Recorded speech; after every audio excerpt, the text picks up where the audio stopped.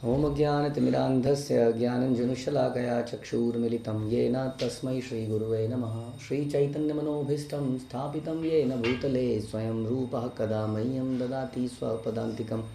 वन्देऽहं श्रीगुरौ श्रीयुतापदकमलं श्रीगुरुन् वैष्णवांश्च श्रीरूपं साग्रजातं सहगण रघुनाथान्वितं तं सजीवं साद्वैतं सावधूतं परिजनसहितं कृष्णचैतन्यदेवं श्री राधा कृष्ण पादान सहगण ललिता श्री विशाखान्वितांश्च। हे कृष्ण करुणा सिंधु दीनबंधु जगतपते गोपेश गोपिका कांत राधा कांत नमस्तुते। तप्त कांचन गौरांगी राधे वृंदावनेश्वरी वृषभानुसुते देवी प्रणमामि हरिप्रिये। वाञ्छाकल्पतरुभ्यश्च कृपा सिन्धुभ्येव च पतितानां पावनेभ्यो वैष्णवेभ्यो नमो नमः। जय श्री कृष्ण चैतन्य प्रभु नित्यानंद श्री अद्वैत गदाधर श्रीवासादि गौर भक्तवृंद। हरे कृष्णा कृष्ण कृष्णा हरे हरे, हरे राम राम राम हरे हरे। नमो विष्णुपादाय कृष्णप्रेष्ठाय भूतले श्रीमते भक्ति वेदांत स्वामिन्निति नामिने। नमस्ते सारस्वते देवे गौरवाणी प्रचारिणे निर्विशेष शून्यवादी पाश्चात्य देश तारिणे।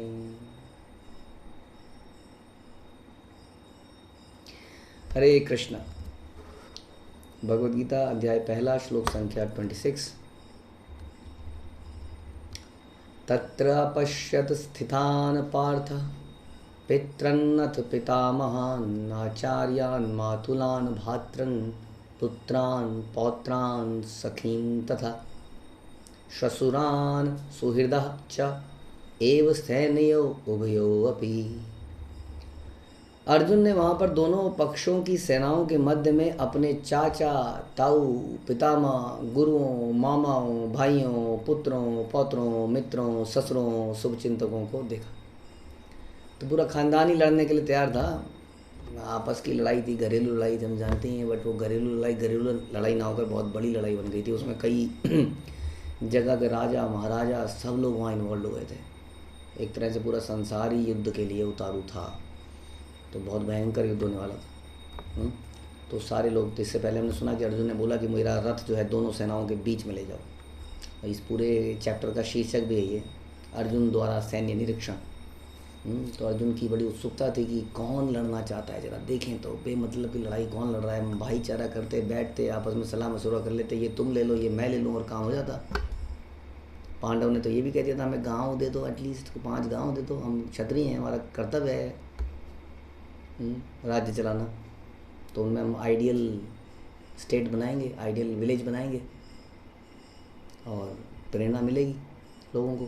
तो क्षत्रिय दिखाएगा कैसे राज्य चलाया जाता। लेकिन दोनों तरफ ये समझौता हो नहीं पाया।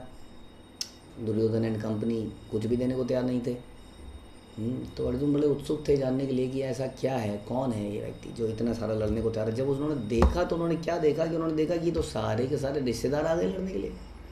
अब दिमाग में तो था ही कि ऑब्वियसली लड़ाई इन्हीं लोगों के बीच में है, लेकिन जब हम साक्षात देख लेते हैं तो देखने से बहुत सारे इमोशन पैदा हो जाते हैं। तो इन्होंने किन किन को देखा, इन्होंने कहा चाचाओं को, चाचा ताऊ पितामह दादा दादा दादा के दादा दादा के पिताजी गुरु इत्यादि। तो ये रिश्ते नाते बहुत सारे रिश्ते इसमें बोले गए। मामा तो मम्मी के साइड के भी आ गए, पिताजी के साइड के भी आ गए, अपने भाई पुत्र पौत्र भी आ गए, ससुर अपनी पत्नी के साइड के भी आ गए और अपनी साइड के भी आ गए। अपनी साइड में मम्मी के साइड के भी आ गए और पिताजी के, सारा का सारा कुंभा ही आ गया इसमें। और ये सब अभी लड़ने के लिए तैयार बैठे हैं, कुछ अपनी साइड में है कुछ अपोजिट साइड में है। अब कौन बचेगा कौन मारा जाएगा, तो यही क्वेश्चन है कि जब ये सारे लोग लड़ेंगे तो कोई तो मरेगा, कोई बचेगा। तो जो भी मरेगा तो अपना ही मरेगा। एक तरह से देखा जाए तो सारे के सारे अपने ही तो मरेंगे। तो हम लोग बड़े केयरिंग और सेंसिटिव हो जाते हैं यदि हमारे अपनों की बात करी जाए तो, अक्सर है कि नहीं। We become very caring.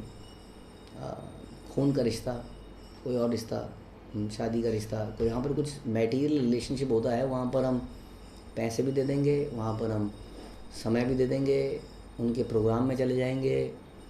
आज तेरे को पता है चाचा की बुआ की लड़की का उसके बेटे का उसके ससुराल में, हाँ, आज उसके बच्चे का नामकरण है, तो आदमी टाइम निकालता है इन सब चीज़ों के लिए और जाता है।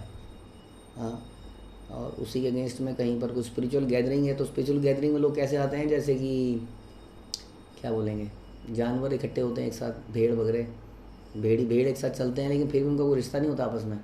भेड़ें चल रही हैं, उन्हें कोई मतलब नहीं किसी से, अपना हैं झुंड के अंदर ही, लेकिन कोई यूनिटी नहीं है उनके अंदर, कोई love and respect, love and care नहीं है ना। वो साथ में हैं और अभी साथ में नहीं रहेंगे। सो बेसिकली वो वहाँ पर हैं भी साथ में और नहीं भी हैं साथ में, तो that is not a perfect association.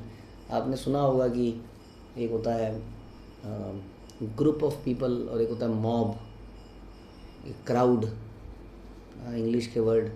इसका मतलब है there are lot of people but they are not connected to each other. हाँ, क्राउड है, नॉट कनेक्टेड, बहुत बड़ी क्राउड है।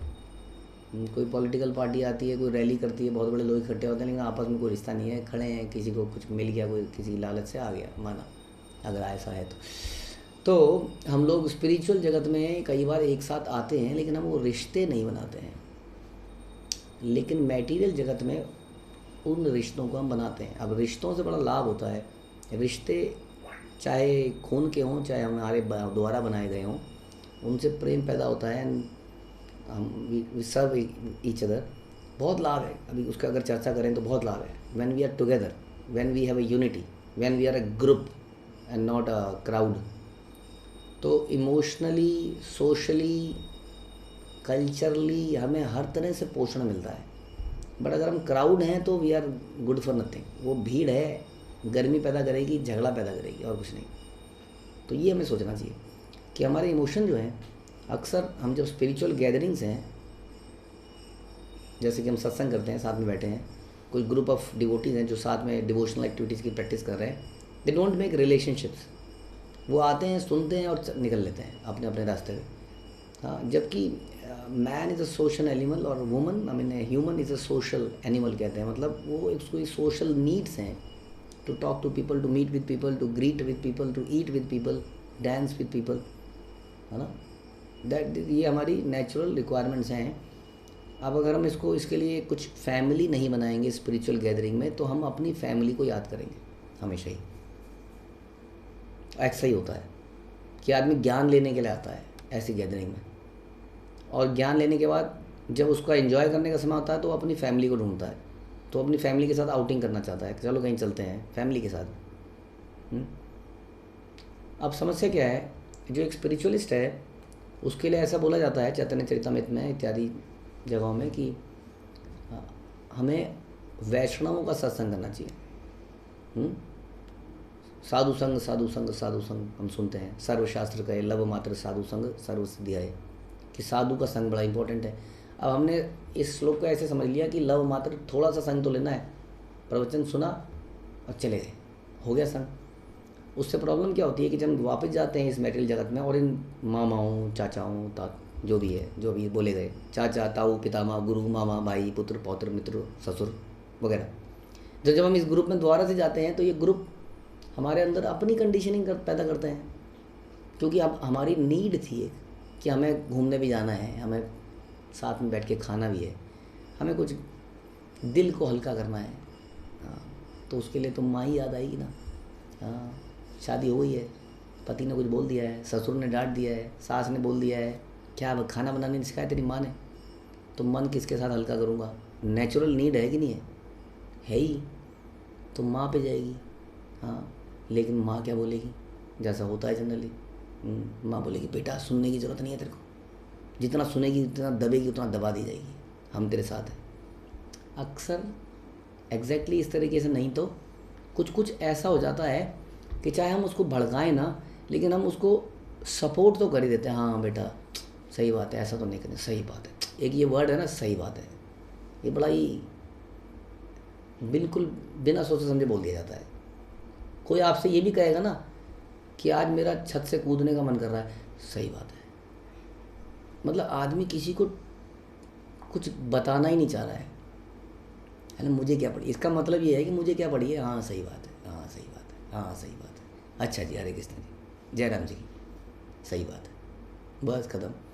तो ये जो वर्ड है, ये हम जब रिलेशन में कई बार बोल देते हैं तो सामने वाला सोचता है मेरी गलती कहाँ है, माँ ने बोला सही बात है तो सही बात है ना, झगड़े हो जाते हैं। ऐसे में क्या करें? तो मैं ये कहना चाह रहा हूँ कि ऐसे में व्यक्ति नेचुरली फैमिलीज़ की तरफ जाता है, और फैमिलीज़ वाले स्पिरिचुअलिस्ट नहीं है, they are not self controlled, they are not, वो इंद्रिय संयमित व्यक्ति नहीं है, वो साधना भक्ति नहीं कर रहे हैं, इसलिए उनके विचार जो है परंपरा शास्त्र के अनुसार नहीं है, इसलिए वो डेंजरस है। हमें लग रहा है कि हमारे शुभचिंतक हैं, और वो भी यही सोच रहे हैं कि शुभचिंतक हैं, इसलिए तो बोल रहे हैं बेटी तू चिंता मत कर, बेटी तू चिंता मत कर। बट ये शब्द ने गड़बड़ कर दी थोड़ी सी, ये कर दी कि जो हुआ सो हुआ, लेकिन तू चिंता मत कर। और इसके विपरीत हो सकता है स्पिरिचुअली से बता दे कि तुम्हें ऐसे जीना चाहिए, तुम्हें ये जीना चाहिए, पत्नी के ये कर्तव्य है, इसके ये कर्तव्य है, इसके ये कर्तव्य है। अब ऐसी बात बोलोगे तो आदमी सुनना नहीं चाहता है। क्यों नहीं सुनना चाहता है? क्योंकि रिलेशनशिप नहीं है। तो this is what I am trying to say, कि व्यक्ति रिलेशनशिप्स में सुनता है, खाना चाहता है, नाचना चाहता है। तो हमें स्पिरिचुअल अगर प्रैक्टिस करनी है तो हमें ये रिलेशनशिप्स डेवलप करने चाहिए जो हमारी नीड है, और तब हमारा ध्यान दूसरी तरफ से हटेगा, जब हमारी ये सारी नीड्स यहीं से पूरी। इसी को कहते हैं काउंसलिंग सिस्टम, जिसको हम कहते हैं। काउंसलिंग सिस्टम कोई ऑफिशियल डॉक्टर वकील की काउंसलिंग नहीं है, it is based on deep relationships, परस्पर रिलेशनशिप के अनुसार, जहाँ आदमी को हक दिया जाता है कि आप बोल सकते हैं क्या सही है क्या गलत है, मेरे को बता सकते हैं मेरे लिए क्या उचित है। और वो बड़ा ही ट्रस्ट पर डिपेंडेंट है, बड़ा फेथफुल रिलेशनशिप है।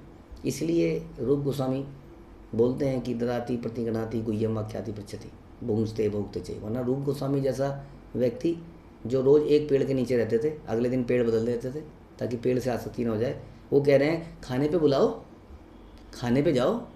अब रूप गोस्वामी के जो उनकी पर्सनैलिटी है उस पर ये थोड़ा अजीब सा लगता है सुनने पे, क्या रूप गोस्वामी खाने पे जाओ, खाने पे बुलाओ, गिफ्ट दो। रूप गोस्वामी लॉइन क्लो में एक छोटी सी धोती पहनते थे घुटनों तक की, वो कह रहे हैं खाने पे जाओ, खाने पे बुलाओ, गिफ्ट दो, गिफ्ट लो। अभी सारा संसारिक लगता है सुनने में, मैंने तुम्हें गिफ्ट दिया, तुम्हें मुझे गिफ्ट दो, लगता है कि नहीं? लेकिन वो बोल रहे हैं कि ये करना चाहिए। उसका कारण यही है कि हमें ये रिश्तों की आवश्यकता है,